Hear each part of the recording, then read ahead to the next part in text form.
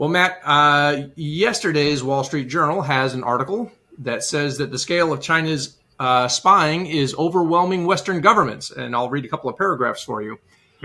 Beijing is conducting espionage activities on what Western governments say is an unprecedented scale, mobilizing security agencies, private companies, and Chinese civilians in its quest to undermine rival states and bolster the country's economy.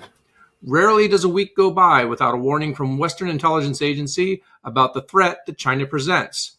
Last month alone, the FBI said a Chinese state-linked firm hacked 260,000 internet-connected devices, including cameras and routers in the U.S., Britain, France, Romania, and elsewhere. A congressional probe said Chinese cargo cranes used at U.S. seaports had embedded technology that could allow Beijing to secretly control them. And the U.S. government alleged that a former top aide to New York Governor Kathy Hochul, New York, where Jim is right now, was a Chinese agent. And in fact, it's not just Western governments. In July, I interviewed Philippine Senator Risa Hontiveros for episode 19, and she described her committee's investigation into the mayor of a small Philippine city, Alice Guo, now in custody, who appears to have been planted from an early age to grow up in what seems almost like a Manchurian candidate scenario.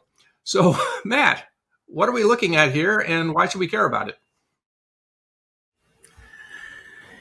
I think it's true that the scale is unprecedented as far as our own experience goes.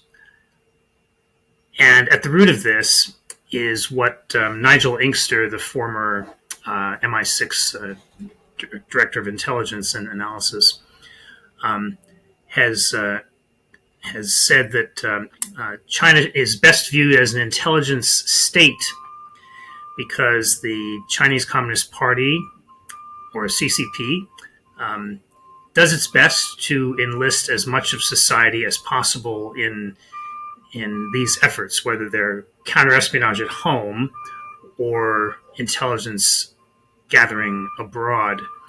And I think what we're seeing here, in brief, is an attempt by Xi Jinping to return as much as possible to, when it comes to these things, when it comes to intelligence and counterespionage, to return to the Mao era when the state had totalitarian control over government, or rather over society.